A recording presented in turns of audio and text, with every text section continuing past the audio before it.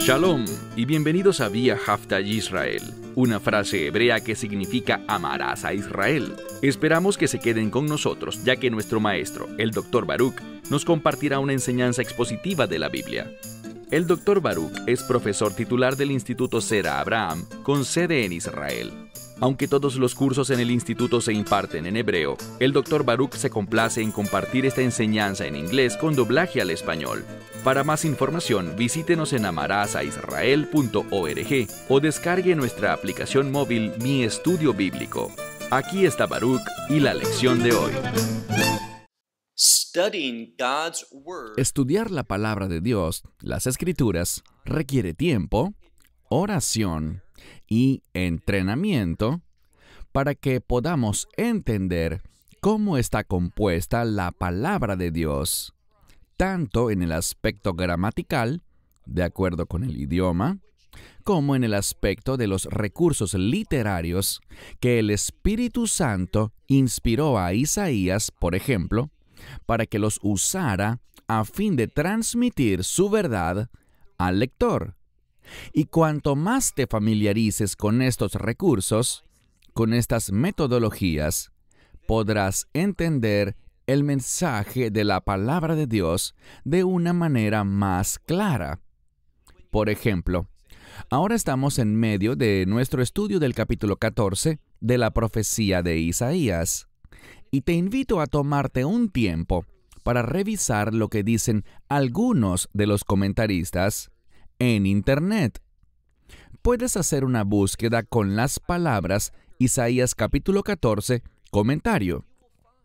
Encontrarás que interpretan una sección de Isaías de una manera y luego van a otra sección dentro del mismo capítulo o pasaje y no ven ninguna conexión con lo que se acaba de decir. Esto no debería ser así. Y la razón de esto es que muy a menudo no entienden la naturaleza de la profecía hebrea, del método que emplea la palabra de Dios para darle una revelación al lector. Bueno, miren conmigo el libro de Isaías, capítulo 14, y comenzaremos con el versículo 16. Fíjense en lo que ha hecho el profeta. Como lo vimos en los últimos versículos que estudiamos en la lección anterior, sabemos con certeza que estos hacían referencia a Satanás. Hablamos de Jalel ben Shahar, que habla de alabar, y eso es lo que él debía hacer, alabar a Dios de forma prioritaria, al comenzar la mañana. Pero él no quería hacer eso. Vimos que él quería exaltar su trono por encima de Dios. No quería alabar, sino que quería ser alabado. Y en lugar de apoyar el reino de Dios, quería establecer su propio reino. Y vimos la semana pasada, al final de nuestro estudio, que él será derribado. Él será vencido. Y no solo será vencido, sino que sufrirá vergüenza y desprecio eternamente.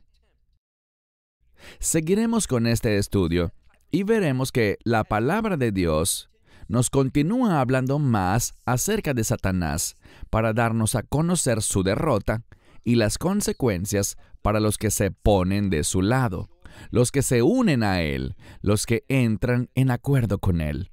En segundo lugar, una de las cosas que vemos aquí es que habrá ciertos eventos que fueron relevantes para el tiempo de Isaías o un poco después de ese tiempo. Y estos eventos que están profetizados nos dan un aliento, como les compartí la semana pasada en otros pasajes, que usan este mismo recurso literario. Vemos la fidelidad de Dios al revelarnos un evento. Y ese evento que Él profetizó se cumplió. El hecho de que ese evento fuera puesto en el contexto de un pasaje que habla sobre un evento aún más hacia el futuro, relacionado con la destrucción del imperio del anticristo y de aquellos que pertenecen a Satanás, además del juicio que Satanás va a recibir eternamente. Todos esos otros eventos muestran una confirmación. Esto nos da una validación para que entendamos lo que Dios ha dicho sobre el futuro lejano, porque lo que fue dicho sobre el futuro cercano ya se cumplió, ya ocurrió. Así que del mismo modo podemos estar seguros de que esa verdad profética final, ese evento final, la destrucción de Satanás, también ocurrirá. Es muy similar a lo que leemos en Mateo 24, cuando el Mesías comenzó a hablar de la destrucción de Jerusalén y la destrucción del templo mismo, que ocurrió en el año 70 después de Cristo. Así que cuando vemos esto, y sabemos que eso ocurrió 40 años después de que el Mesías lo profetizara, podemos estar seguros de que lo que él continuó enseñando respecto a los últimos días, lo que está incluso en nuestro futuro, también es digno de creer. Así que comencemos con Isaías 14, versículo 16. Dice aquí: los que te ven y en ti ellos observan. Ahora bien, esta frase, te observan, se refiere a prestar mucha atención y para racionalizar lo que hemos visto. La razón por la que digo esto respecto a esta frase es que el sustantivo del que se deriva este verbo es la palabra meshkiach. Meshkiach se refiere a certificar. Por ejemplo, el uso corriente de esta palabra es para referirse a alguien que trabaja en una fábrica de alimentos o en un restaurante y que está allí para asegurarse de que las leyes kosher o kashrut en hebreo se sigan correctamente. Ellos se aseguran de eso. Por lo que esta palabra se refiere a ver algo, entenderlo con conocimiento y también tiene que ver con certificar. Entonces, ahora estamos hablando de la derrota de Satanás y los que la ven, ellos lo miran a él, es decir, a Satanás, y en ti, y la siguiente palabra es yit boninu. Esta es una palabra que significa también prestar mucha atención. El primer verbo es mirar con entendimiento y la segunda palabra tiene que ver con un gran escrutinio. Significa prestar mucha atención a lo que está ocurriendo. Así que ambos verbos se usan aquí y es simplemente para confirmar la realidad de lo que se dice. ¿Y de qué hablan? Bueno, sigamos leyendo. Hablan de alguien, dicen, este hombre que margis ha'artz. En este contexto, la palabra margis se puede referir a sacudir, ser un instrumento que causa miedo y también desagrado. El uso que se le da a esta palabra en hebreo moderno, y se usa con frecuencia, decimos cosas como atón margizoti, me estás haciendo enojar, me estás molestando. Bueno, aquí hablan de aquel que molestó y trajo destrucción sobre el mundo. Y también dice marish mandajot, que significa que hizo temblar o hizo un gran ruido. Esta palabra también se puede usar para referirse a un terremoto en hebreo antiguo, en el hebreo del Tanaj, el Antiguo Testamento. Y está hablando de que un terremoto trae destrucción, sacude y destruye. Y eso es lo que este hombre, ¿y quién es este hombre? Bueno, se refiere a Satanás. Pero también probablemente es una referencia a Satanás encarnado, es decir, al anticristo. En este capítulo, estamos hablando de que Satanás será derrotado y la personificación de Satanás, el anticristo, también lo será. Verso 17. Él puso al mundo, ahora tenemos la palabra haaretz, la tierra, tenemos la palabra ha-olam, el mundo, y también tenemos la palabra tevel. Y la palabra tevel significa mundo, pero es un término que se usaba en el hebreo antiguo. Entonces, él hace que el mundo sea midbar, es decir, un desierto. Se refiere a un lugar donde no hay nada. Así que él puso al mundo como un desierto y destruyó sus ciudades. Pero, ¿qué pasa con aquellos que están con él? Bien, aquí se usará una terminología militar.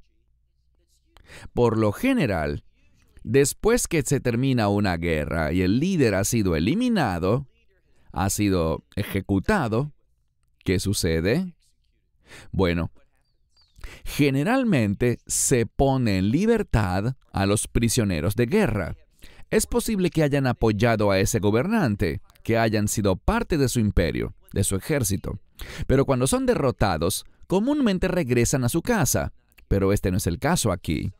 Si alguien es imprudente y se une a un objetivo satánico, poniéndose del lado de los enemigos de Dios, se nos dice que para sus prisioneros no habrá una casa abierta, lo que significa que no tendrán la oportunidad de regresar a casa, que esa libertad jamás llegará. Verso 18. Y todos los reyes de las naciones, todos ellos, yacen con gloria, cada uno en su casa. Aquí el término casa, bait, por sí mismo puede significar un lugar para habitar, y probablemente, y lo confirmaremos en un momento, se refiere a una tumba. Aquí la Escritura nos está diciendo que estos gobernantes que están siendo derrotados, y esto se refiere en forma general a todos los gobernantes del mundo, ya sea que fuesen malvados o no, ya sea que hayan tenido éxito o no, todos tienen un cierto nivel, algo que los hace famosos, cierto nivel de gloria. Ahora, esta palabra gloria se puede usar en un sentido positivo y también negativo. La palabra gloria o kavod viene de la palabra hebrea kaved, que significa pesado, y está relacionado con importancia. Ellos eran importantes. La gente todavía piensa en lo mucho que lograron, incluso si sus logros fueron algo malo. Pero lo que dice acerca de Satanás, lo que dice con respecto a aquel que llevará a cabo su plan, el anticristo, es que él no tendrá ninguna gloria en absoluto. Él no será colocado en una tumba que será grande o importante de alguna manera. Y encontramos a algunos gobernantes malvados, como Stalin, y vemos que tienen grandes santuarios. Muchos gobernantes malvados tienen mausoleos para ellos, pero este no lo tendrá. Versículo 19. Tú, refiriéndose a Satanás, tú serás echado de tu tumba como vástago abominable. Esto significa una rama podrida. Es una palabra que habla de abominación. Y esta palabra fue escogida porque está muy relacionada con el anticristo y su gobernante, Satanás. Dice, como un vástago que es abominable, y como los muertos están vestidos, habiendo sido apuñalados o traspasados a espada. La ropa que lleva puesta una persona, si es apuñalada repentinamente hasta matarla, esas vestimentas quedan manchadas de sangre. No quedan nada limpias, no tienen gloria ni grandeza. Son una real vergüenza. Por lo que ser salpicado en sangre, en este sentido, es vergonzoso. Sigamos leyendo. Y descienden los que descienden a las piedras de la fosa, como un cadáver, un muerto, que está Y en tu Biblia quizás diga pisoteado. Y eso está bien, pero en hebreo moderno esa palabra significa ser derrotado. Lo que esta escritura dice es que el anticristo, Satanás, y también aquellos que se hayan unido a él, van a descender, serán arrojados, él será echado de su sepulcro y caerá en ese abismo. Y en última instancia, sabemos por el libro de Apocalipsis que él irá a ese lago que arde con fuego y azufre, y sufrirá por los siglos de los siglos. Versículo 20. No serán reunidos contigo en la sepultura. Esto significa que no habrá una reunión. Los que son derrotados van a su tumba y eso es todo. Si ustedes erróneamente creen, según una tendencia creciente que hay en el mundo evangélico, que la vida eterna es solo para el creyente y dicen que no existe una muerte eterna y que hay un juicio que consume y pone punto final. Es decir, aquellos que han rechazado el Evangelio no tendrán esa eterna remembranza, sino que serán consumidos en el juicio de Dios y allí terminará. Esa es una falsa doctrina. En esta escritura vemos que ese no es el caso, que simplemente no estarán reunidos en la tumba. Esto no va a suceder. ¿Por qué? Porque tu tierra has corrompido y a tu pueblo has matado. Lo que quiere decir es que Satanás vino a este mundo y finalmente el anticristo demostró lo que él quería y él será juzgado porque no fue un buen administrador de lo que estaba en su posesión. Dios nunca se lo dio, sino que Él lo tomó para sí, este mundo. Él fue expulsado de los cielos, no se arrepintió. Y esta idea de ser expulsado del cielo tiene que ver con Jerem, con ser apartados. Y por lo general, Jerem o Keret es dado con el propósito de que la persona se arrepienta, como dice en el libro de Corintios. Dejemos que éste sea echado fuera, y el término correcto es Keret, que sea echado fuera, separado de la sociedad, para que pueda arrepentirse, para la salvación de su alma. Pero él no hará eso. Él fue expulsado del cielo, ¿y qué hará? Traer corrupción a la tierra y dar muerte al pueblo. Y luego dice, Lo yikaré leolam zera meraim. No se hará mención jamás de la descendencia de los malvados. Ellos no tendrán ninguna memoria. Y cuando digo memoria, estoy hablando de cualquier promesa de pacto. Ellos no recibirán las cosas buenas de Dios. No hay esperanza. No hay propósito. Solo pueden esperar su continua y eterna destrucción. Así que no habrá nada para ellos en el siglo venidero. Verso 21. Ellos han preparado para sus hijos, o fue preparado para sus hijos, su descendencia, una matanza a causa de la iniquidad de sus antepasados. Y ellos no se levantarán ni heredarán la tierra.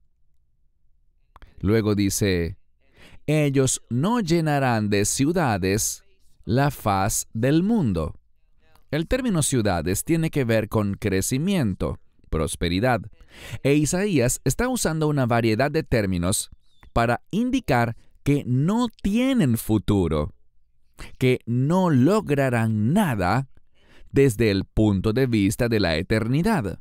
Serán cortados y no habrá memoria de ellos, es decir, no los recordaremos, sino que nos enfocaremos en las promesas, en la fidelidad de Dios, en recordar los actos justos de los santos.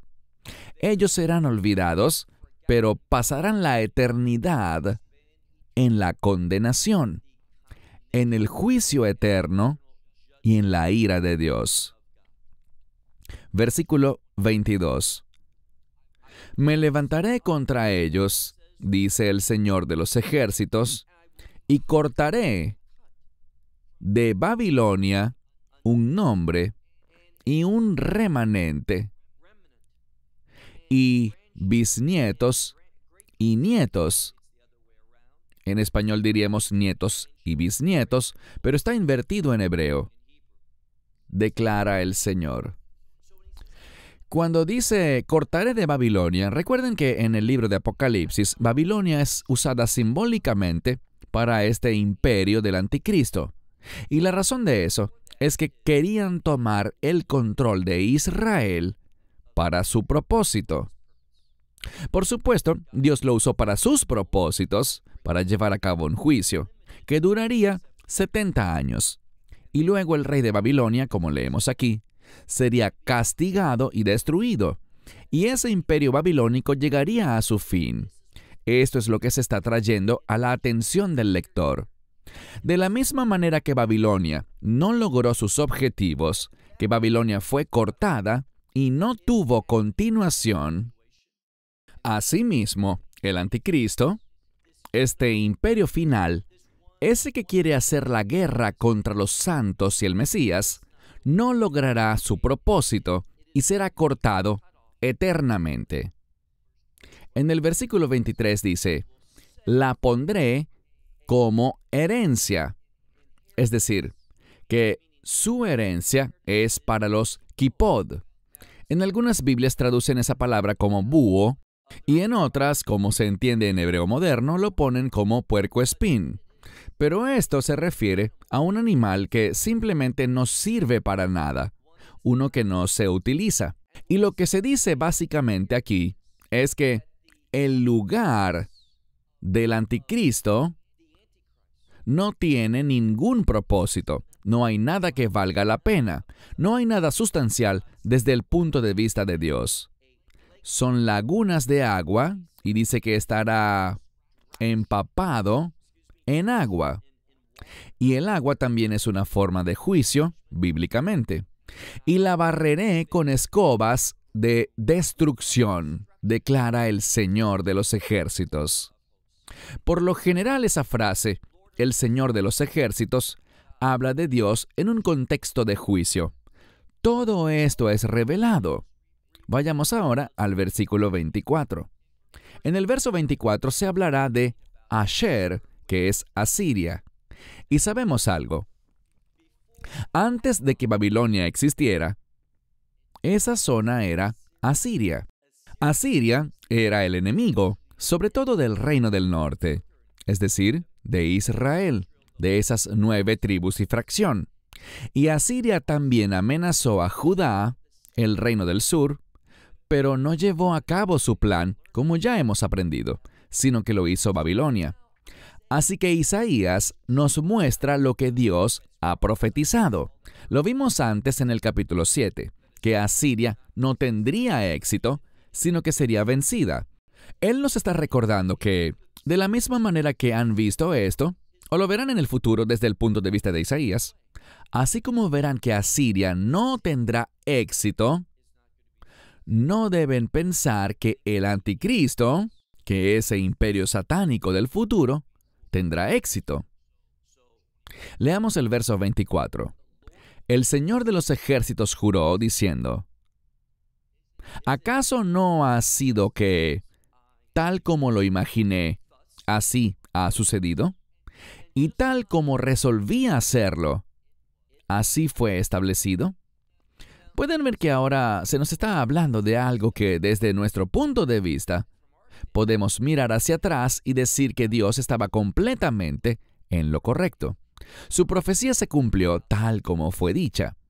Y de esa misma manera podemos deducir y estar seguros de que Satanás será derrotado. Por lo tanto, ¿por qué querríamos unirnos a un perdedor? ¿Por qué querríamos formar parte de su equipo? Luego dice en el verso 25, quebrantada es Asiria. Asiria será quebrantada en mi tierra, es decir, que llegará a su fin en la tierra de Israel. Sobre los montes será vencido o pisoteado, y su yugo será apartado de ellos, es decir, de aquellos a los que ha oprimido.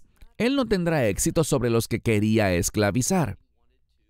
Y en segundo lugar, su carga será quitada de sus hombros. Será removida. Miremos qué ocurrió en el pasado. Asiria tuvo éxito, cumplió sus objetivos o las metas que quiso alcanzar, y la respuesta es no. Fue derrotada sobrenaturalmente, y por lo tanto, se nos recuerda eso. En aquel tiempo era algo profético, pero se nos dice eso para que cuando suceda digamos, sí, Dios dice la verdad.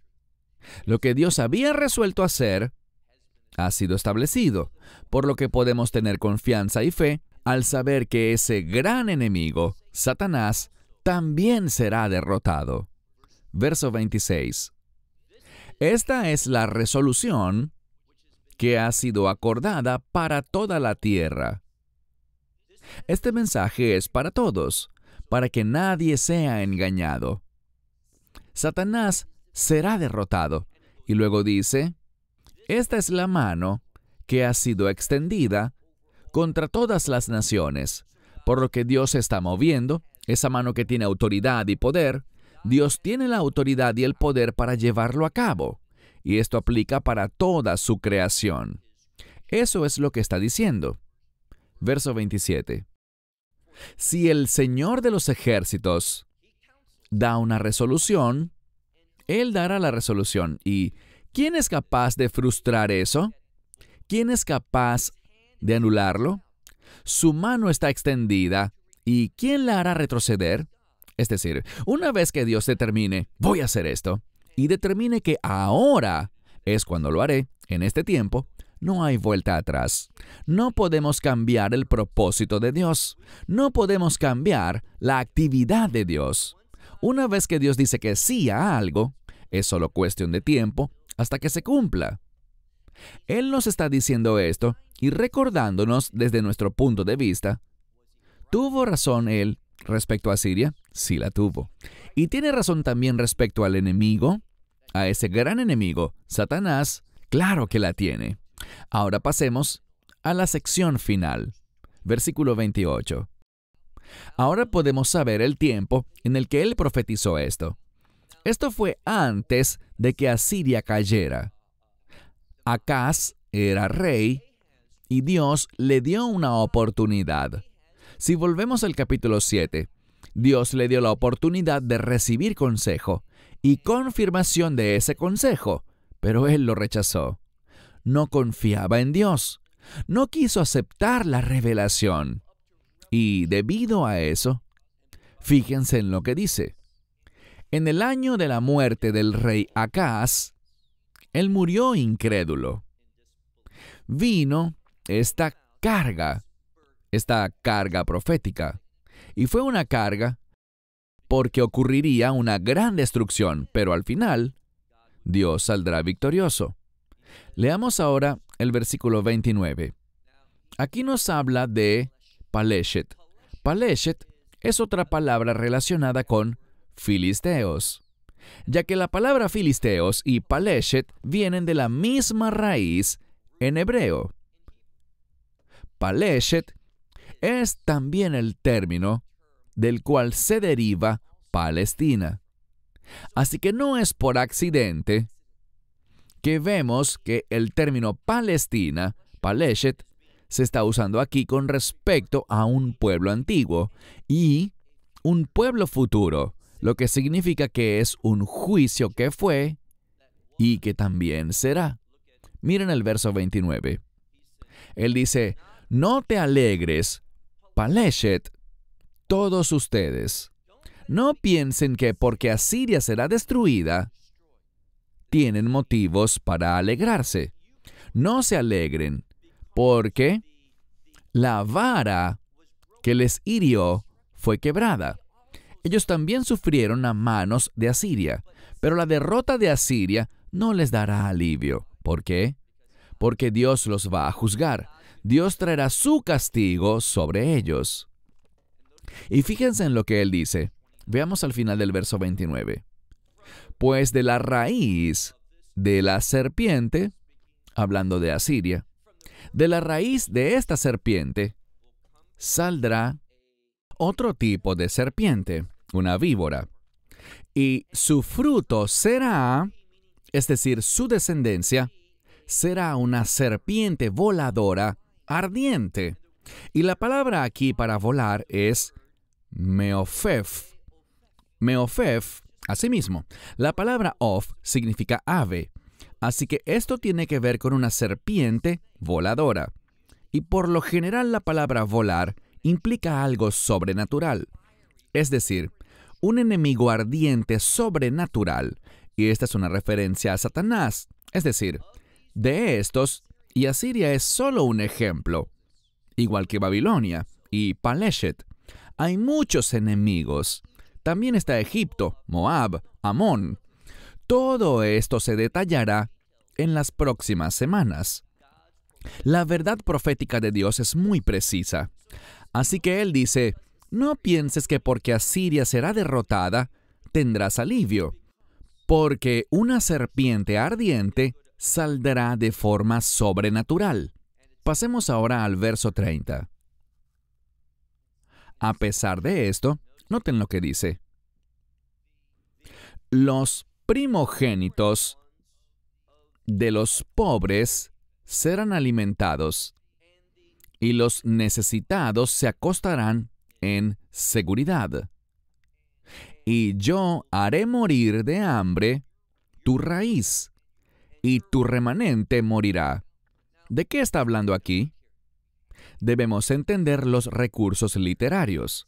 Debemos entender que Isaías recibió inspiración para usar ciertos recursos con el fin de enseñarnos algo. Vemos algo que es descrito como un enemigo sobrenatural, esta serpiente ardiente voladora. Y dice aquí que él será derrotado. ¿Cuál será una de las consecuencias de su derrota? Bueno, dice que aquellos que están afligidos, los que han sido empobrecidos por el enemigo, dice aquí que se les dará buen alimento, a ellos se les dará de comer, y a los que están necesitados, o como diríamos hoy en día, a los indigentes, se les dará descanso, podrán acostarse. Es la misma palabra que se usa en el Salmo 23 en la frase, en verdes pastos me hará descansar.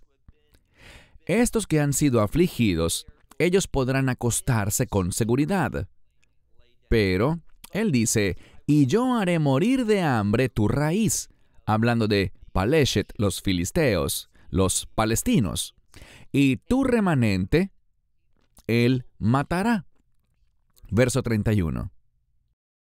Gime a las puertas, es decir, clama y grita, oh ciudad, porque Paleshet, y este es el pueblo que en los últimos días viene del mismo espíritu de esos antiguos filisteos.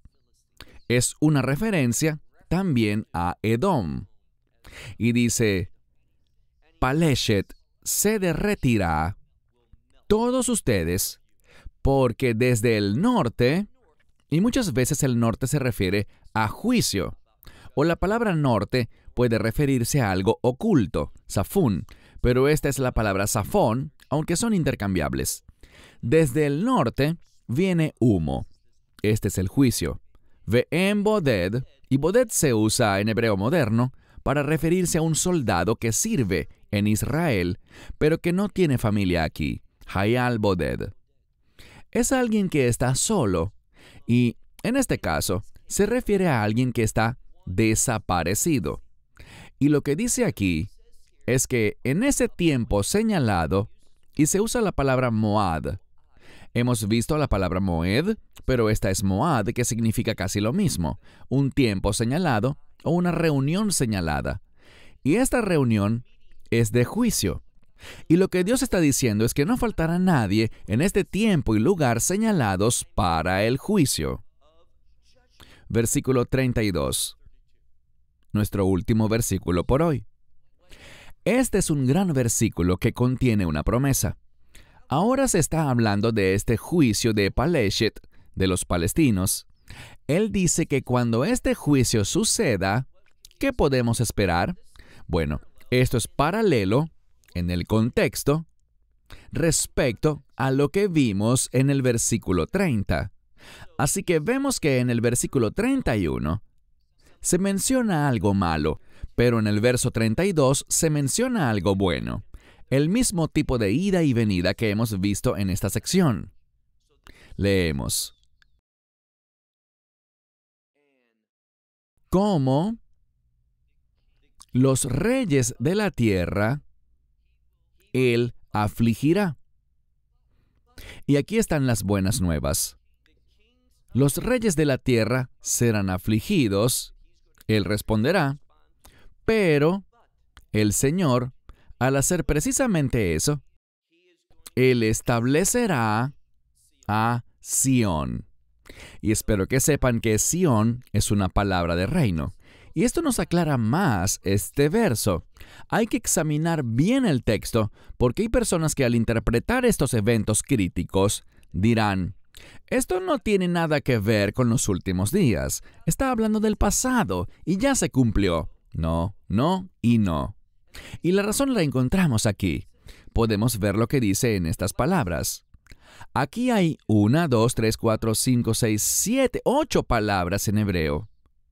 Porque el Señor, Yisad significa establecerá. Viene de un término hebreo que significa hacer una fundación. Dice, el Señor establecerá la fundación de Sión, el reino. Y en esta, los afligidos, y se entiende que son los afligidos por el enemigo, los afligidos de su pueblo, encontrarán refugio. Este es un refugio de reino. Esta es una promesa de reino. Cuanto más estudies las profecías, verás que los profetas, cuando hablan de eventos pasados, lo hacen para que podamos entender esta transición final, desde esta era hacia el reino de Dios, y la fidelidad que Dios mostrará ante todo el mundo y ante su pueblo en los últimos días. Mi consejo para ti es que vuelvas a estudiar este capítulo 14. Es muy significativo. Y cuando lo entiendes correctamente y entiendes los recursos que se usan para dar revelación a la gente, mediante estos recursos literarios, estarás mejor preparado para entender los capítulos que leeremos durante las próximas semanas. Bueno, cierro con esto. Shalom, desde Israel. Shalom from Israel. Esperamos que te hayas edificado con el mensaje de hoy y lo compartas con otros. Te invitamos a seguir nuestros estudios cada semana por este canal y por el portal de YouTube de Amarás a Israel. También puedes descargar nuestra aplicación móvil gratuita, Mi Estudio Bíblico. Finalmente, para obtener más información sobre nosotros, visita nuestra web amarasaisrael.org, donde encontrarás otras conferencias de Baruch en audio, video y texto. Hasta el próximo programa. Que el Señor te bendiga en Yeshua HaMashiach, Jesús el Mesías, mientras caminas con Él. Shalom desde Israel.